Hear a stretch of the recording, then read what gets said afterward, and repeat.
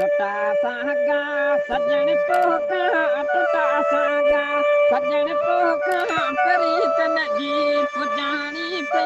असांजी अॼु मिठा माण्हू इजाही लाइक मोकलाई करें हमारी वीडियो को, असांजी अॼु मिठा सब्सक्राइब करें माण्हू और साथ में बेल इजाही आइकन को दबाना ना मोकलाई भूलें।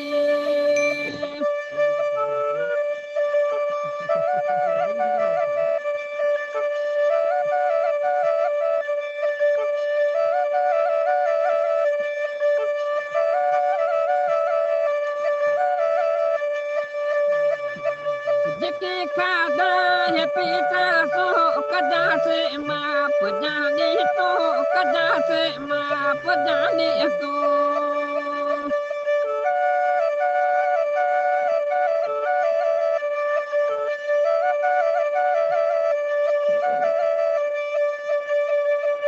जेके खाधा है पीता सो कदा से माप जाने तो कदा से माप जाने तो तोदी मोहब्बत अटे दियड़ा तोदी मोहब्बत अटे दियड़ा नसीबन में लिखाणी वई असांजी अॼु मिठा माण्हू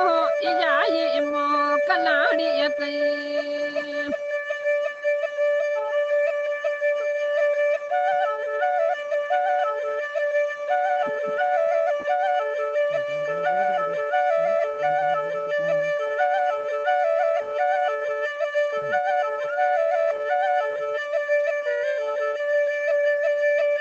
असां समझो सदाई तो हूंदे साथी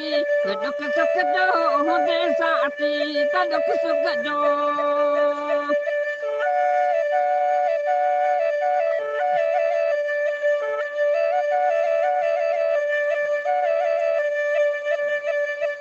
असां समझो सदाई तो हूंदे साथी दुख सुख जो हूंदे साथी त दुख सुख जो सजण थई तो बिना दुखड़ा सजण थई तो बिना दुखड़ा कितां क़िस्मत रूहानी थई असांजी अॼु मिठा माण्हू इजाही मोकलाणी अथई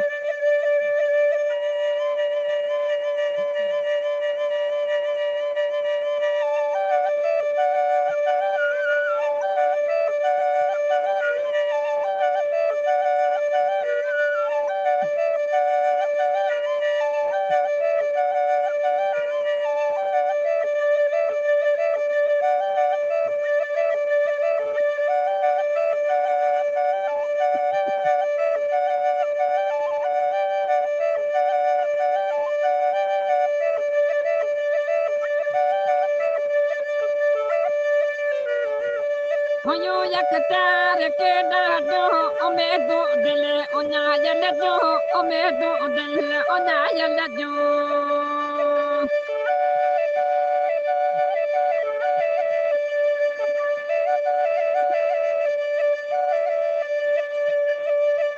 हुयो यकतार के ॾाढो उमेदो दिल उञायल जो उमेदो दिल उञायल जो जेकी मतलब जेका लालच तोसां मोहबत रूहानी वई असांजी अॼु मिठा माण्हू इहा मोकलाणी अथई असांजी अॼु मिठा माण्हू इहा मोकलाणी अथई